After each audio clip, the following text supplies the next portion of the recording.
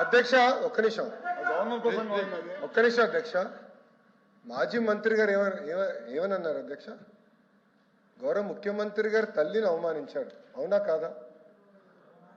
నేను స్ట్రైట్ గా మాట్లాడుతున్నా.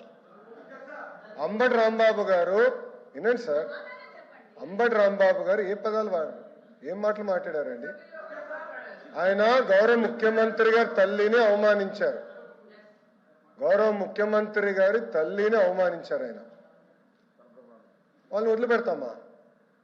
మీరు ఒక మాట చెప్తున్నా అధ్యక్ష, దయచేసి ఒక విషయం నేను పదే పదే చెప్పాను, మహిళల్ని మనం గౌరవించాలి, ఆ బాధ్యత మనందరిపైన ఉంది.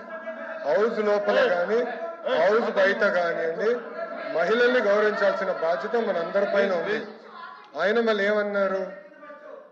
ఎవరు తిట్టలేదు సార్, ఇక్కడ మేము ఎవరిని తిట్టట్లేదు అధ్యక్ష. మా సొంత కార్యకర్త భారతిరెడ్డి గారి పైన, భారతిరెడ్డి గారి గురించి మాట్లాడితే ఇమ్మీడియట్ గా మేము యాక్షన్ తీసుకున్నాం.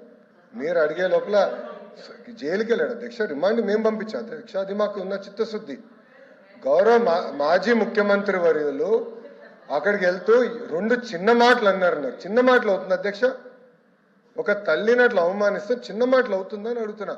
ఆ వ్యక్తిని గౌరవ సభ్యులు సమర్థిస్తే ఎట్లా అధ్యక్ష? ఇది దయచేసి మహిళల్ని తల్లిని ఇట్లా అవమానించకూడదు, ఆ పదాలు ఎవ్వరు మాడకూడదు. అధికారులు ఉన్నవారు అవ్వచ్చు, ప్రతిపక్షాలు ఉన్నవారు అవ్వచ్చు, మాజీలు కూడా అవ్వచ్చు, ఎవరు ఆ మాటలు మాడకూడదు అధ్యక్ష. దయచేసి ఆయన్ని ప్రోత్సహించదని నేను గౌరవ సభ్యులు కోరుతున్నా అధ్యక్ష.